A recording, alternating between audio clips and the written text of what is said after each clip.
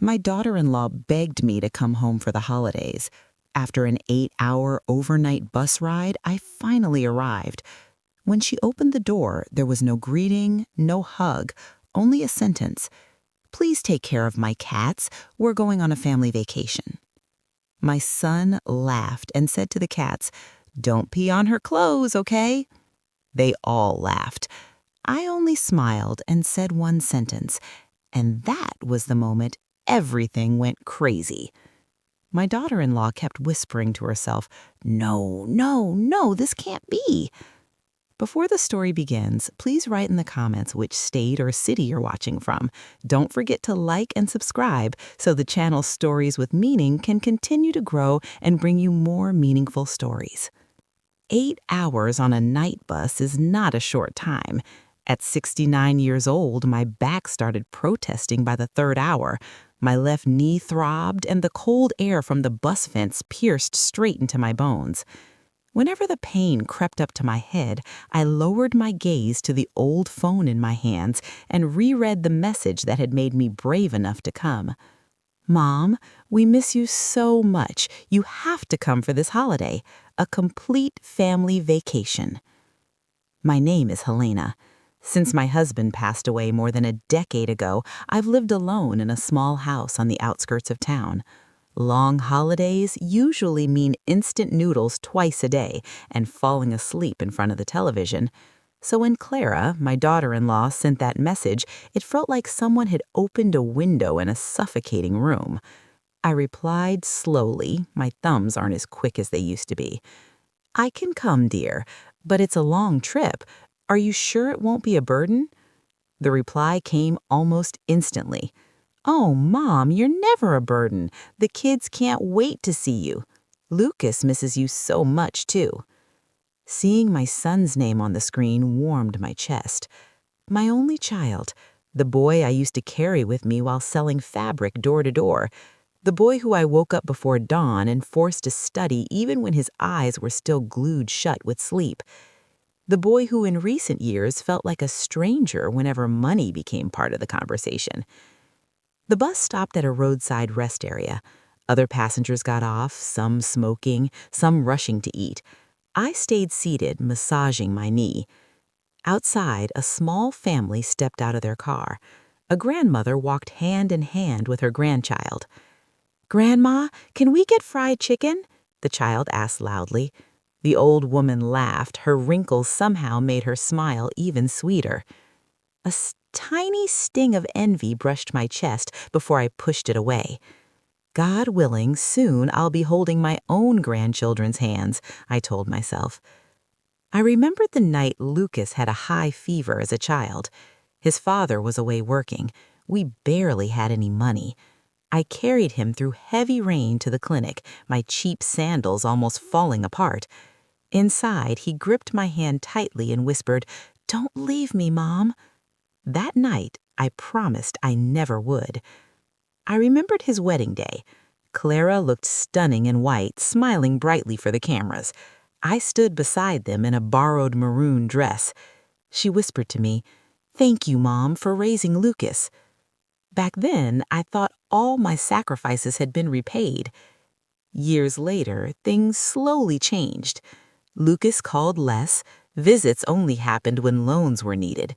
Clara complained about my old house being unproductive and my small sewing business not growing. I always tried to think positively. They're young, they want progress, I told myself. The bus rolled into Chicago late at night. Bright lights, shouting drivers, the smell of fried food mixed with exhaust fumes. I hugged my cloth bag tightly. Inside were a few changes of clothes, my worn prayer shawl, and a jar of homemade cookies I guarded like treasure. A rideshare driver took me to Green Valley Residence, an upscale gated community. Tall gates, perfect lawns, shining cars. At nearly 70 years old, this was my first time entering a place like this. I suddenly felt the urge to straighten my sleeves and smooth my skirt, as if someone was silently judging me. The car stopped in front of a 2-story cream-colored house. I texted Clara. "I'm at the front door." She opened it. Her face was fully made up, hair neatly tied. Behind her, large suitcases lined the living room. No hug, no warmth. "Mom, you finally made it," she said flatly, glancing at her watch. I stepped inside, dragging my suitcase. The floor gleamed, the air sharply of room freshener. 3 fluffy cats sat in a large enclosure in the corner. "We're a bit messy. We're packing." "Packing for where?" I asked carefully. "Our family vacation." A moment later, Lucas appeared. "Mom," he said, kissing my cheek quickly. "Long ride, huh?" Before I could answer, he turned back to the suitcases. "Don't forget anything for the airport," he said to Clara. The word airport echoed in my head. "Airport?" I asked softly. "You're flying?" "Oh, right," Clara said, smiling too sweetly. "We're going to Maui. The tickets were a great deal." On the stairs stood Nina, barely glancing up from her phone. "Hi, Grandma," she said, distracted. Theo ran down holding a cat. "This is Miko, and these are Luna and Mochi," he said proudly. "They're Mommy's babies, too." Clara laughed. "They're better behaved than people." Then she looked at me. "Well, Mom, there's something important we need to talk about." I straightened my back. My heart began to pound. Maybe they were planning to take me along, but were afraid I'd feel like a burden. Or maybe they wanted me to stay behind to watch the house for a while, then I'd join them later. My mind tried to construct explanations that sounded reasonable. "Clara worries a lot, Mom," she began, speaking slowly, as if explaining something to a child. "She doesn't trust just anyone with the cats. Pet sitters can be careless, and these are pedigree cats, expensive, sensitive." I nodded gently, still not understanding where this was going. "So Clara thought—" She looked at me and smiled sweetly. "How about this vacation? You stay here, watch the house, and take care of Miko, Luna, and Mochi. That way I can relax and enjoy the trip with Lucas and the kids." For a moment, I thought I'd misheard. "You mean I'm not going?" I asked quietly. Clara rushed on, as if following a rehearsed script. "Oh, Mom, the trip is long. There's a boat ride, then another drive. It'll be exhausting for you. And it's hot there. You might get sick. Besides, if no one stays with the cats, they'll get stressed. They're attached to this house." Lucas leaned against the sofa and patted Clara's shoulder. "Yeah, Mom, it's only 2 weeks. When we get back, we'll take you around the city, okay?" "Right, Clara?" he added. "Sure. We can go to Salem or somewhere nice." I lowered my gaze to the jar of cookies in my hands. 2 weeks, 8 hours on a bus, a family vacation.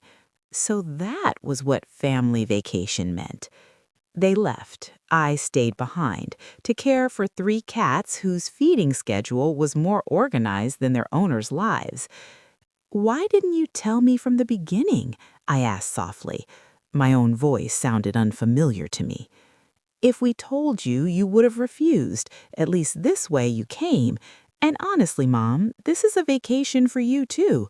You were bored alone back home, right? Here you have a big TV, hot water, a comfortable bed, just watching cats. What's so hard about that?" Lucas chimed in, trying to sound casual. "Just think of it as helping me, Mom. When else would I find someone I really trust to watch the house?" Theo suddenly hugged Miko. "Can I stay with Grandma?" he asked. "No, sweetheart," Clara said, stroking his hair. "You're coming with Mommy and Daddy." "Nana, send me pictures of Miko every day, okay?" Nina finally came downstairs and sat beside Clara. "What time are we leaving? I want to post before we go." She glanced at me briefly. "Thanks, Grandma, for coming." It sounded more like a memorized courtesy than genuine gratitude. Lucas lifted Miko from Theo's arms and placed him back in the enclosure, joking loudly. "Miko, Luna, Mochi, don't pee on Grandma's clothes, okay?" Clara chuckled. Nina laughed shortly. Theo laughed because everyone else did. I smiled. Only my lips moved. My chest felt hollow. For a moment, I wanted to stand up, grab my suitcase, walk out, and return to the terminal. But my knees trembled, and the familiar inner voice whispered again, "Be patient, Helena. They're your family." Clara handed me a sheet of paper.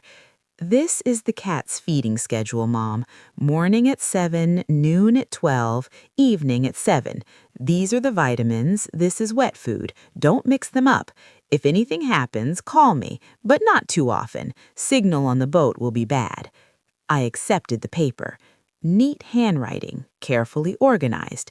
It looked like a school schedule, only the subject this time was how to be a good cat caretaker. "I'll transfer grocery money later," Lucas said from the kitchen. "For now, here's some cash. If it's not enough, just tell us." It wasn't gratitude. It wasn't an invitation. Just a number to make sure the cats stayed fed and their litter boxes were clean. I nodded. In that spacious living room, with suitcases lined up behind me, I finally understood something clearly. In their version of a family vacation, I wasn't family. I was the house sitter who happened to be called Mom. The house grew busy, not because of my arrival, but because they were double-checking their luggage, zippers, slippers dragging, Clara giving instructions to the daily housekeeper who stopped by briefly. I sat at the edge of the sofa, still holding the feeding schedule. Miko, Luna, and Mochi paced inside their enclosure, meowing occasionally. For a few seconds, I felt closer to them than to the humans in this house. "Mom, if a delivery courier comes, please receive it," Clara said while passing. "Usually skincare or sponsored clothes." I nodded. "And if anyone asks anything," she added while spraying perfume on her neck, "just say I'm on vacation. Don't mention anything else." "What do you mean by anything else?" I asked quietly. Clara smiled thinly. "Work stuff, household matters. No need to get involved. You're here to rest and watch the cats." Rest. The word hung in the air, empty. Lucas came downstairs carrying 2 large suitcases. "Nina, hurry up, we'll miss boarding," he shouted. Theo sat by the door with a small backpack, hugging a dinosaur-shaped neck pillow. He glanced at me uncertainly. I smiled and waved to him. He waved back, hesitation in his eyes. A few days before I boarded the bus to this city, I had sat in a small office that smelled of paper and ink. Across from me, a young notary with glasses explained everything carefully. "So, Mrs. Helena, you wish to transfer ownership of your rural house and your shares in the tailoring business to these new names?" he asked again. I nodded. Beside me, Eva Laurent, my niece, held my hand. "Aunt, are you sure? Lucas might get angry." "That's fine," I replied, calmly. "If he gets angry, maybe he'll learn something." The notary nodded and prepared the documents. When I signed, my old fingers trembled, not from doubt, but from relief. For the first time, I felt control over something in my life.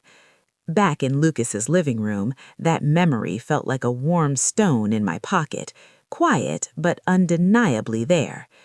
"Mom, you'll use the guest room," Lucas said from near the kitchen. "It's downstairs, no stairs." I nodded. "All right, Luke.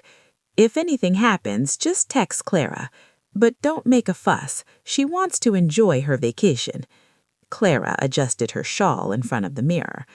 I looked at them, a well-dressed, fragrant couple about to leave for somewhere beautiful. To them, I was just background scenery, a reliable fixture that existed to fill their needs. "What time are you leaving?" I asked. "Half an hour. We're heading to the airport," Lucas replied. I glanced at the wall clock. The hands met at a time that felt right. The moment people usually begin important journeys, I realized my important moment had arrived too.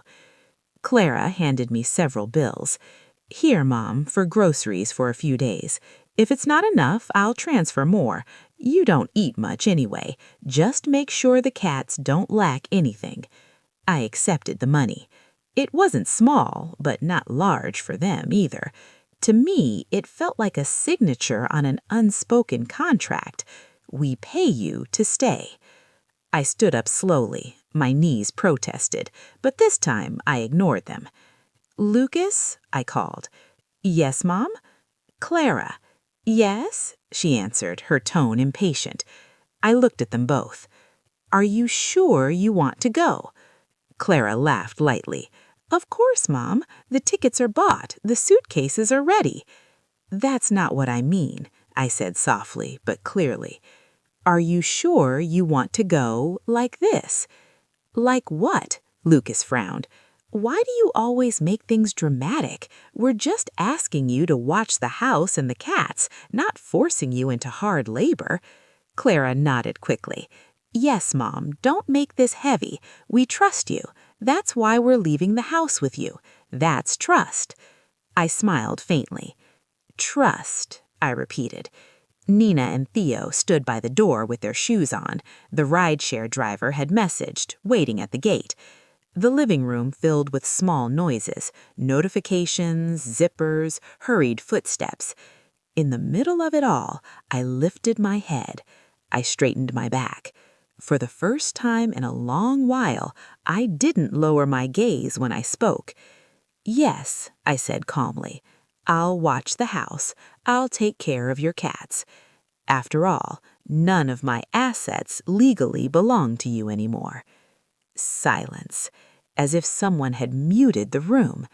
Lucas stared at me, confusion and panic mixing on his face. "What?" Clara froze, her lipstick still glossy, but her face drained of color. "No, no, that's not possible." Lucas stepped closer.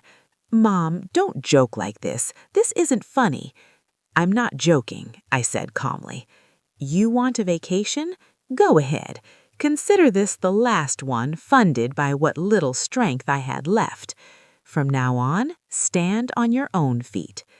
Clara shook her head. Clara kept whispering under her breath, "No, no, this isn't possible."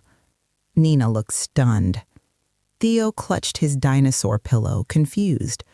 For the first time in my life, I didn't feel like a mother waiting for scraps of kindness. I felt like someone holding a door. And that day, I chose to close it, slowly. Lucas was the first to recover from the shock. He took 2 steps toward me, his face flushed. "You're joking, right? There's no way you'd change the inheritance without talking to me first." I met his gaze steadily. "Why would I need to?" I said calmly. "It's my right." Clara kept shaking her head like someone waking from a nightmare. "No, no, this can't be right. You don't understand the law. Someone must have tricked you. Who even took you to the notary? Eva, right? It had to be Eva." "Eva only accompanied me," I replied evenly. "I signed everything myself, with my eyes open." Lucas clicked his tongue and rubbed his forehead. "Oh my God, Mom, we're your children. How could you listen to someone else instead of your own son?" I almost laughed, but I stopped myself. "Did you ever listen to me?" I asked quietly. "When I told you not to sell the house back in Ohio? When I said not to use the property certificate recklessly? Did you listen then?" Lucas fell silent. Clara quickly stepped in. "Mom, this isn't about who listened to whom. This is about family. Inheritance belongs to the children. What will people say if they find out you cut off your own kids?" I took a slow breath. "So you're afraid of people's gossip, but not afraid of a mother's wounded prayers." The room fell quiet again. Inside the enclosure, Miko meowed softly, as if protesting. Nina looked between us.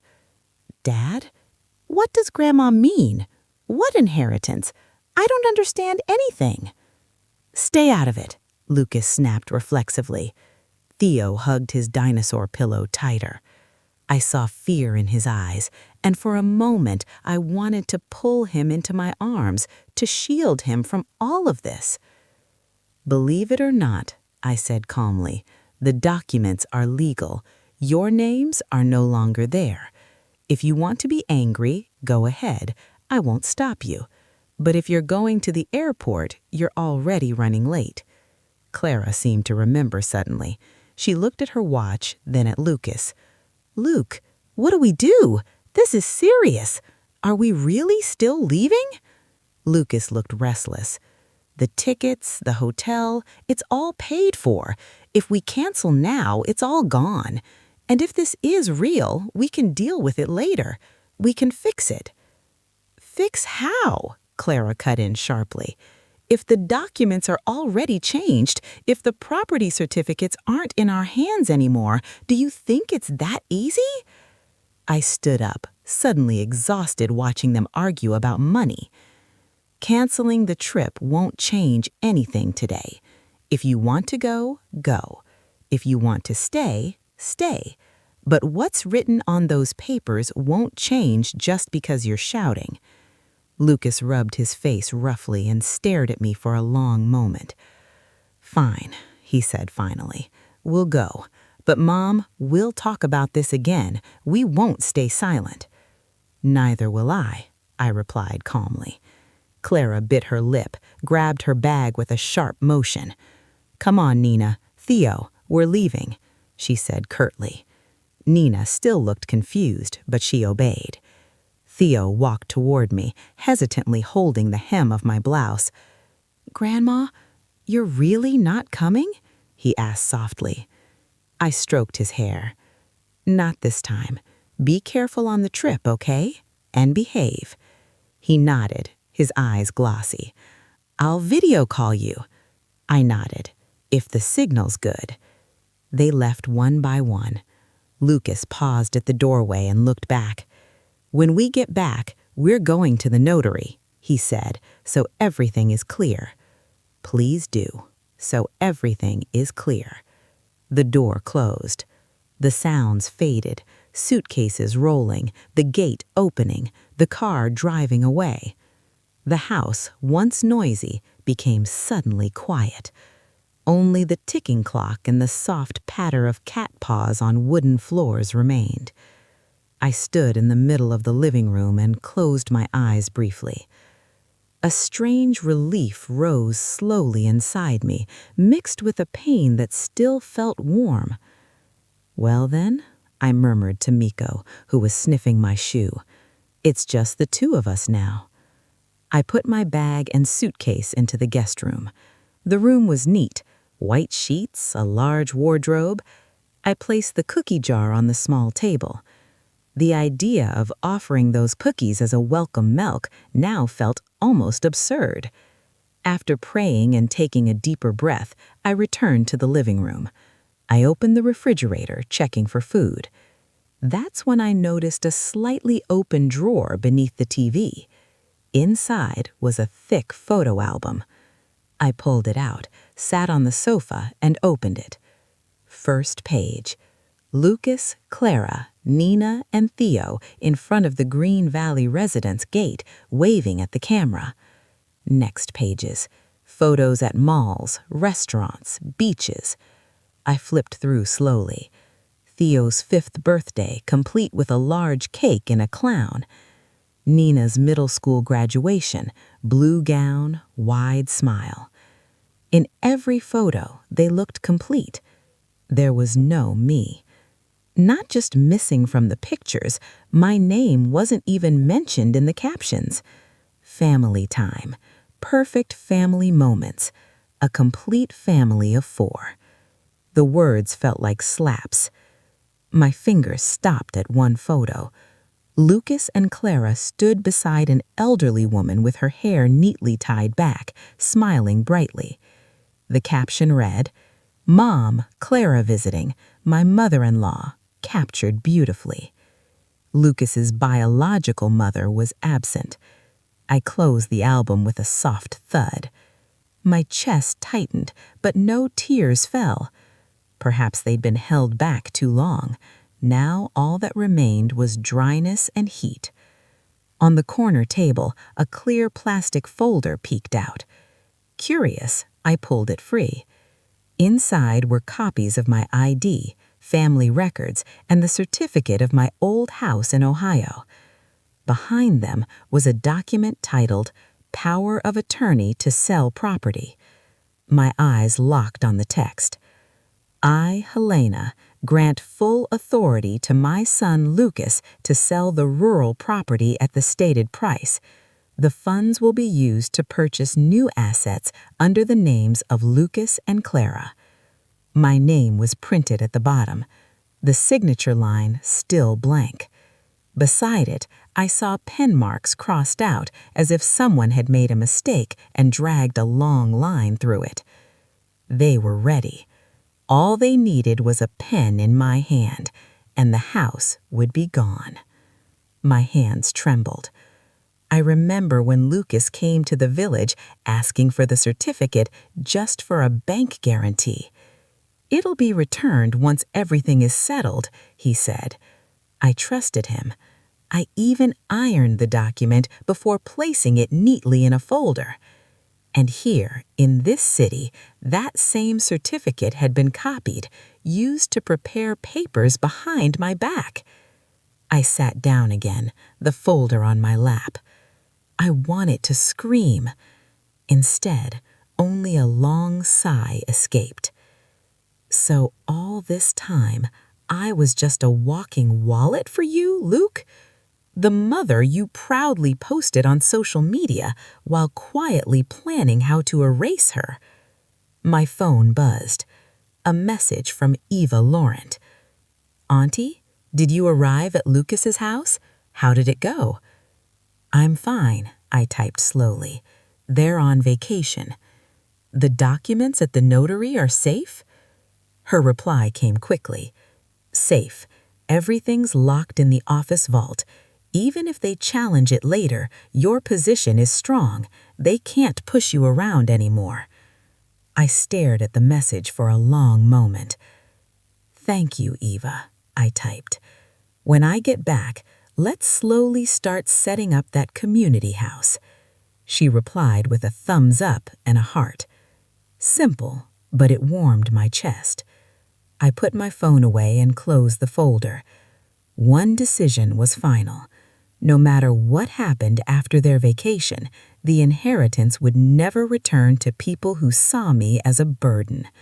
It would go to those who genuinely knew how to say thank you. I walked toward the cat enclosure. "Miko? Luna? Mochi?" I called softly. "Starting today, we'll take care of this house together, but I won't take care of their hearts anymore." Miko meowed and pressed his face against the bars. I stroked his fur. Outside, the sky darkened. Inside, for the first On the surface of the tea, my own reflection trembled. Stingy, rarely helps, always bringing things up. Words Lucas had never dared to say to my face, yet spoke so easily to others. "Do you believe them?" I asked quietly. Mrs. Lena shook her head quickly. "Not completely, ma'am. We're parents, too. We know young people's stories need filtering, but when you hear something often enough as neighbors, it seeps in." Mr. Darvis sighed. "But when you opened the door earlier, something felt off. That's why we came, to hear it directly from you." I gave a thin smile. "Then let me tell you my version." Slowly, calmly, without raising my voice, I told them everything. About the land I inherited from my parents and sold to start a small garment business. About the deed to the old family house in rural Ohio that I handed to Lucas as temporary collateral, trusting his promise it would be returned. About the holidays I spent alone, waiting for phone calls that never came.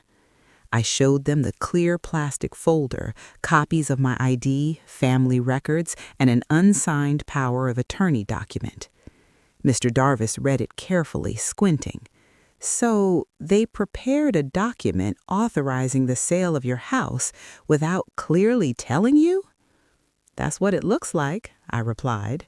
If I hadn't gone to the notary first, the house might already be under someone else's name, and I would have been informed afterwards. Mrs. Lena covered her mouth. Oh my God! I shrugged. All these years I told myself children are God's trust. Parents must be patient, but patience has limits.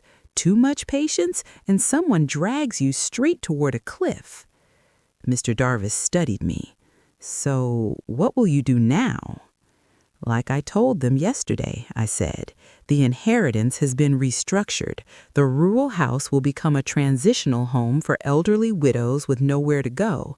The garment business shares will be transferred gradually to people who can actually manage them. If Lucas wants to work there, he can, but not as a king. Mrs. Lena leaned forward. Aren't you afraid people will call you cruel? I let out a bitter laugh. They already painted me as a stingy mother to the neighbors. What's the difference now? The difference, I continued softly, is that I've stopped staying silent. Miko meowed from his cage, breaking the tension. Mrs. Lena's eyes welled up. If I'm honest, I admire you. Many parents are hurt and still choose to look away as long as their children are happy while they themselves fall apart. You dared to say enough. That's not easy. Mr. Darvis nodded. If you told me this weeks ago, I might have said, well, they're your children. But seeing the evidence and how they left you alone to guard this house, I believe you did what needed to be done. I inhaled deeply. It felt lighter somehow. I'm not seeking revenge, I said. I just don't want to be treated like a walking wallet and a scapegoat at the same time. Mrs. Lena nodded firmly. When we keep giving in, they think it's a duty, not kindness. We finished our tea. The conversation drifted, grocery prices, neighbors who loved showing off, before circling back naturally. When they stood to leave, Mrs. Lena hugged me tightly. If you need anything while you're here, just call. We're right next door. Mr. Darvis patted my shoulder. If things get noisy about the inheritance, you won't be alone. We'll testify if needed. After they left, I stood by the door for a long moment. The suburban breeze felt ordinary, but something inside me had shifted. All this time, I thought I was alone facing Lucas and Clara. Turns out, other eyes were finally seeing. I went back inside and sat on the couch, scanning the room. This wasn't my house, but that day, for the first time, I felt grounded here, not as the cat sitter, but as the rightful owner of my own story. My phone buzzed. Message from Eva Laurent. Aunt Helena, I spoke with the foundation. They're thrilled about the rural house becoming a shelter. We'll take it step by step. I smiled and typed back. Slow is fine, Eva, as long as the path is right. When I sent that message, something inside me tightened, like a knot I had finally tied myself. I didn't know how angry Lucas and Clara would be, how far they might go, but one thing was certain. This time, I would not stand behind them begging to be understood. I was standing firmly inside my own decision. I was just beginning to adjust to the quiet when everything shifted again. It was late afternoon, only 5 days since they'd left. I was in the kitchen frying tofu when a car stopped outside. At first, I thought it was a neighbor. Then I heard a voice I knew too well. Clara, grab my small bag, will you? It's heavy. Theo, don't run, you'll fall. I froze. Oil hissed in the pan. So did my heart. The front door opened harder than necessary. Suitcases rolled in. I stepped out, wiping my hands on my apron. Clara entered first, sunglasses perched on her head, hair slightly messy but makeup picture perfect. Lucas followed, hauling 2 large suitcases. Nina walked in staring at her phone. Theo dragged a small cartoon suitcase. Oh, I said quietly, you're back already? Thought it was 2 weeks. Clara exhaled like she'd run a marathon. It was exhausting, Mom. Too hot, too much drama, and honestly, I couldn't relax thinking about that. Her eyes flicked toward me, then away. Lucas smiled too wide. How are you, Mom? Healthy? Cats okay? They're fine, I replied. Miko threw up once, then he was normal again. Clara rushed to the cage, fussing over Miko dramatically. My baby, what happened? Miss Mommy? I stood in the middle of the living room, watching. They didn't move like children who missed their mother. They moved like people who remembered they had a problem. Did you come home because you missed the house or because you missed the paperwork? Lucas chuckled like I was joking. Both, Mom. That's allowed, right? Clara turned, smiling sweetly, eyes cold. Mom, let's sit. Let's talk properly. I also want to apologize. Maybe we were too harsh before. I sat, but didn't lean back. Go on. We gathered around the table. Clara sat close to me, Lucas across. Nina went upstairs to shower. Theo lay on the carpet in front of the TV. So, Mom, Lucas began gently, are you comfortable here? Sorry we rushed off last time. Comfortable enough, I said. There's a bed, food, and cats to watch. Clara laughed lightly. You're always so direct. She reached for my hand, warm but unfamiliar. Mom, about the inheritance, maybe you were tired, emotional. Can we discuss it again calmly? Tired? I echoed. Calmly? Lucas nodded quickly. Yeah, maybe you were influenced by people. That Eva, who knows her intentions? How exactly is she using me? Well, Clara jumped in, if a lot of the inheritance goes to her, she benefits, you lose, and we, your own children, get pushed aside. Don't you feel sorry for Lucas? I looked at them closely. Sorry, I said softly. Did you ever feel sorry for me? Lucas sighed, lowering his voice. Mom, don't be like that. I struggled growing up, you know that. We worked hard together. If I'm finally rising a little, shouldn't you be happy?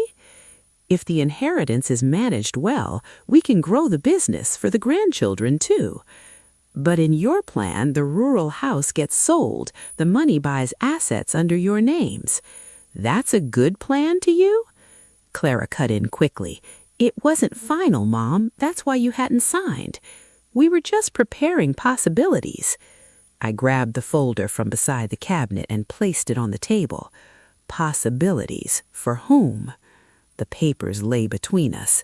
Lucas glanced, then looked away. Clara bit her lip.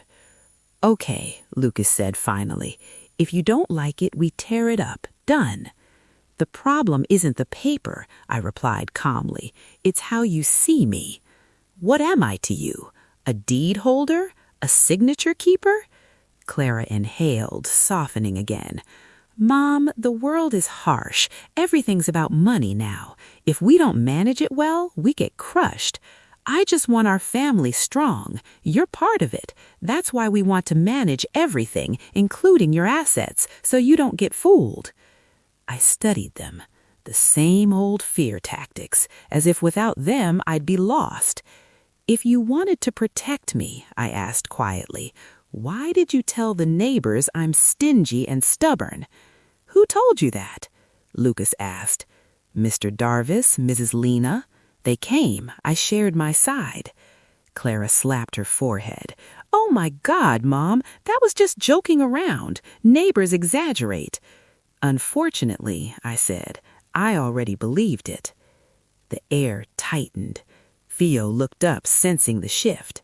Lucas changed tactics, voice good intentions that relied on telling ugly stories about one's own mother to other people. Clara quickly grabbed Lucas's arm. Lucas, calm down. Don't raise your voice. Mom could really get sick. That sentence hit hard. Not because it came from concern, but because it made me realize something. They weren't afraid I'd get sick out of love. They were afraid it would ruin their plans. Tomorrow we go to the notary, okay, Mom? Lucas repeated, his voice softer now, but firm. If you're confident yesterday's decision was right, then fine. The notary will say the same. But if there's anything questionable, we can fix it. I stayed silent for a long moment. Ava's voice echoed in my head. Your position is strong. They can't do whatever they want. Going to another notary meant stepping into their territory, but refusing outright would only push them to become more reckless. All right, I finally said. We'll go to the notary, but on one condition. What? Clara asked quickly. We go as 5. Me, the 2 of you, and Nina and Theo. So they hear it directly, so the next generation knows how their parents talk about money and their own mother. Lucas's face tightened. Why drag the kids into this? Because they don't only see photos of you smiling in front of a new house someday. They'll see the process, too. Clara didn't like it, but she didn't argue right away. We'll think about it, Mom. That afternoon passed awkwardly. They showered and changed clothes as if they'd just returned from a pleasant trip, while the air inside the house felt suffocating. That night, after dinner, I heard them arguing in their bedroom. Their voices were muffled, but clear enough. If Mom really stays stubborn, what can we do? Clara said. We should never have returned the deed in the first place, Lucas snapped. Too obedient. Now we just say Mom's getting senile. The notary will believe it. She's that age anyway. I sat at the dining table, my hand gripping a glass of water I hadn't touched. The word senile lodged itself deep in my chest. So that was their backup plan. As I stood to go to my room, I noticed Nina standing halfway up the stairs, half hidden. Her face was pale. Her eyes were glassy. She looked at me, then toward her parents' room. Grandma, Nina whispered. I'm sorry. I didn't answer. I only reached out and gently rubbed her arm. Inside, I knew this much. If I had to face Lucas and Clara at the notary's office later, I would not be alone. At least one pair of young eyes had begun to see who was truly sane and who was pretending. The next morning, the house felt heavier than usual, not because of objects, but because of words still hanging in the air. Senile. Coming from my own child, it felt like a stone on my chest. I tried to go through the morning as usual, cook rice, fry eggs, feed the cats. Lucas and Clara came out of the bedroom looking tired, but still commanding. Mom, we're going to the notary this afternoon, Lucas said while pouring coffee. I've made the appointment. Which notary? I asked. A friend of a client, he replied quickly. He's good, understands family law. I nodded. Nina and Theo will come, I said. What for? Clara scoffed. They have school, Mom. Don't drag them into this. I won't force it, I said calmly. Fine, but I have my own plan, too. What plan now? Lucas snapped. I'll tell you later, in front of witnesses. I turned back to the kitchen before they could ask more. As I lifted the frying pan off the stove, my head suddenly spun. My vision darkened. My hand trembled. The pan nearly slipped. I grabbed the counter, but my body gave in. My knees buckled.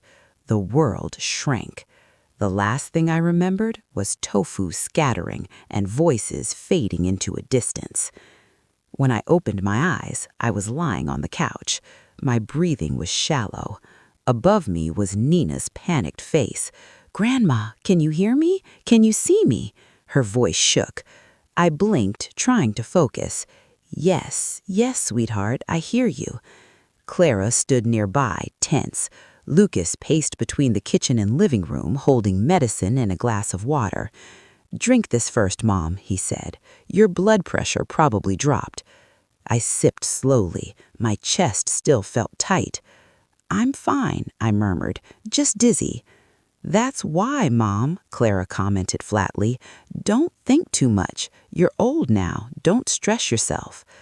The sentence slapped quietly. I stayed silent. Something else worried me more. What if I had collapsed alone in the kitchen? No one would have heard. In my hometown, neighbors would have rushed over. In this big house, sound could disappear.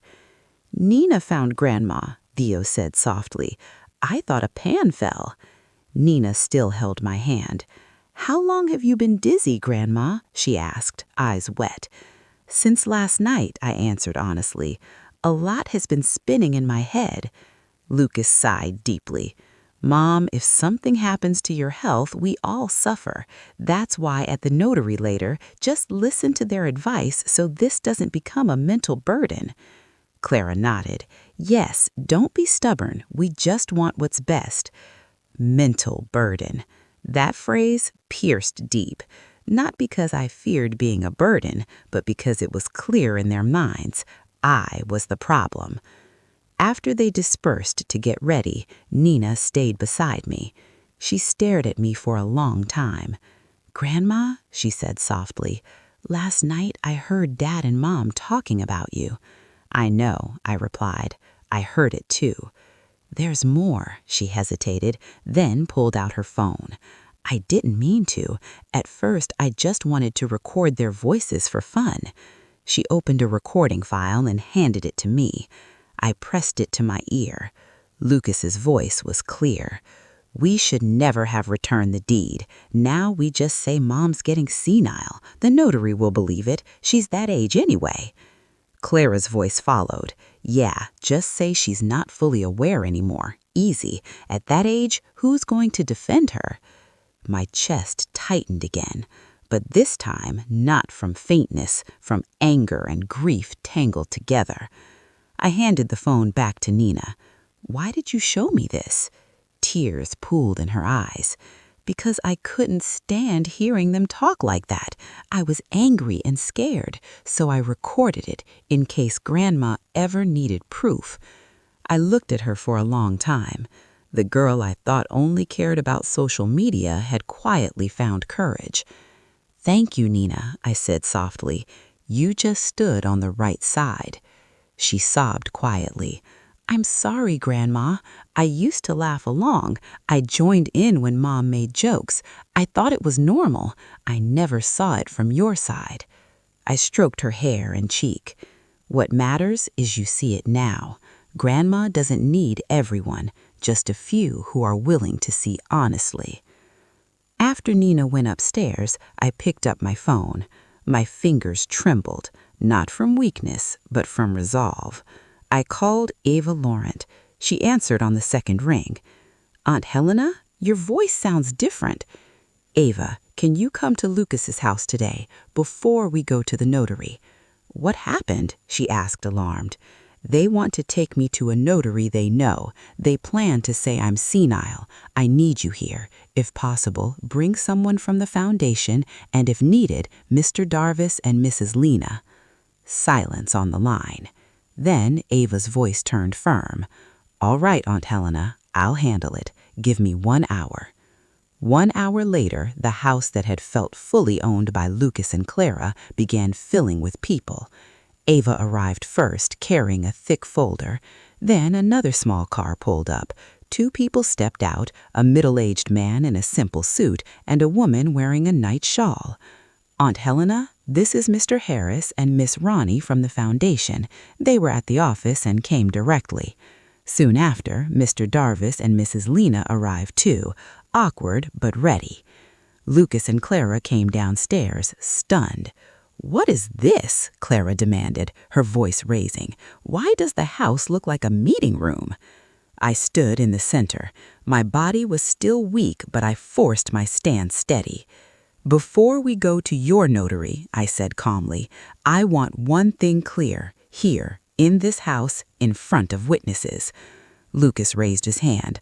Mom, we were going to discuss this at the office. No, I said firmly. Here first, so you can't say later that I was controlled by outsiders. I turned to Ava. Ava, explain. Ava opened her folder, laying out copies of documents. Legally, she said evenly, Aunt Helena is fully competent to make decisions. We've consulted a neutral notary. The revised inheritance deed is valid. Anyone may challenge it, but their position is weak. Clara scoffed. Of course you'd say that. You're on her side. Mr. Harris spoke up. Our foundation is only here because Aunt Helena intends to turn her rural house into a transitional home for elderly widows managed by the foundation. I inhaled. That was exactly why we asked for your help. Mr. Herman nodded slowly, then looked at me. Mrs. Sadira. He paused, then corrected himself after glancing at the file. Mrs. Helena, what is your response? Is it true that you personally handled the amendment to the inheritance deed? Yes, I answered firmly. I went to a different notary, accompanied by my niece, Eva Laurent. I understood the contents of the document and signed it fully aware. Mr. Herman turned to Eva. Miss Eva, may I see the documents?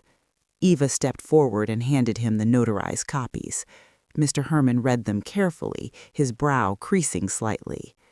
This is a legally valid amendment. The notary who issued it is officially registered.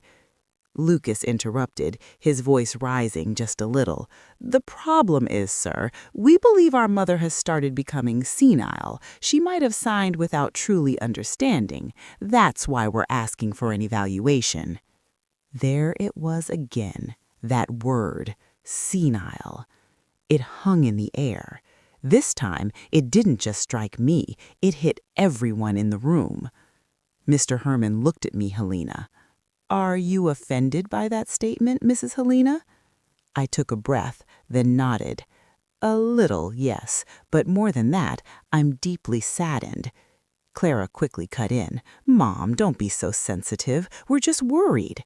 May I speak first? I interrupted gently. I turned to Mr. Herman. Sir, I know why they keep using that word, senile. Not because they've seen me confused or lost, but because it's an easy word to erase an elderly person's voice. Mr. Herman folded his hands on the desk. Very well, then let me assess your capacity. Nothing complicated, just a few simple questions. He asked the date, where I lived, my children's names, the business I had built years ago. I answered every question smoothly. When he asked about the market value of my old house in Springfield, Illinois, I even explained how I had sold part of the land years ago to raise startup capital. Mr. Herman nodded. So far, I see no indication of serious cognitive impairment. Mrs. Helena responds clearly and logically. Lucas shifted uneasily. But, sir, may I add one more thing before you conclude? I asked. Please, he said. I turned toward the back. Nina, come here. Nina stood slowly. Her face was pale, but her steps were steady. She sat beside me. Theo remained in the back row, clutching his dinosaur pillow. Clara hissed. Why bring the kids? This isn't their business. It is, I replied calmly, because today's decision will affect their lives. Mr. Herman watched closely. Do you have something to share, Nina? Nina swallowed, then took out her phone. I just want to share what I heard at home, she said softly but clearly. I recorded it. Lucas's face drained of color. Nina, stop that. Turn it off. Mr. Herman raised his hand. One moment, Mr. Lucas. She's already here. Let's hear it first. Under the table, I squeezed Nina's hand. She pressed play. We should never have returned the property deed. Now we can just say Mom's senile. Any notary would believe it. She's old enough. Exactly, Clara's voice followed. We'll just say she's not fully aware anymore. Who's going to defend someone that old? Silence. Even the hum of the air conditioner seemed to disappear. Mr. Herman closed his eyes briefly, then looked straight at Lucas and Clara. That is clearly your voices. Lucas stammered. It was just talk at home. We were emotional, not serious. Clara rushed in. Yes, sir. Married couples say things they don't mean. On the contrary, Mr. Herman cut in firmly, casual conversations often reveal true intentions. As a notary, I have an obligation to prevent abuse of circumstances involving the elderly. I cannot ignore this recording. Mr. Darwin raised his hand. I can testify as well. For years, Mrs. Helena was described as stingy and stubborn, but after hearing her directly and seeing the documents prepared secretly, it's clear the issue isn't her, it's how her son and daughter-in-law view her. Mrs. Linda nodded, her tears in her eyes. Mr. Herman exhaled slowly. Legally speaking, the amended deed remains valid as long as it was signed knowingly and voluntarily. Based on my assessment, the recording and witness statements, there is no basis to declare Mrs. Helena legally incompetent. He turned to me.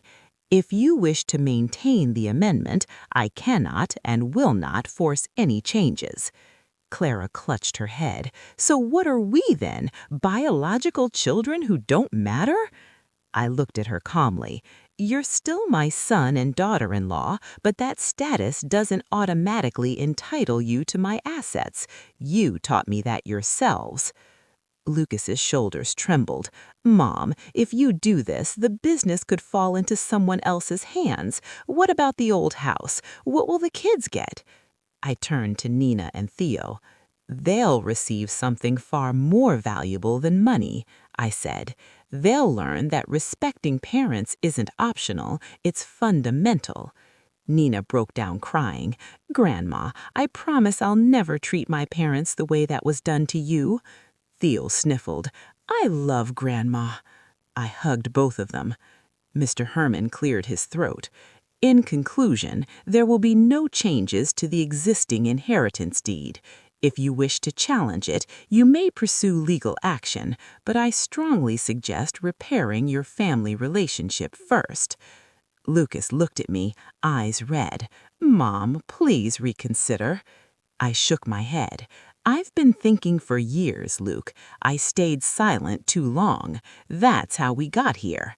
I stood up slowly, legs trembling but strong. Today, I said, I'm not just defending my assets, I'm defending myself. For the first time. I walked out with Nina and Theo, Eva Laurent beside me, followed by Mr. Darwin and Mrs. Linda. For an old woman who had swallowed bitterness alone for too long, freedom was the greatest gift she could ever give herself.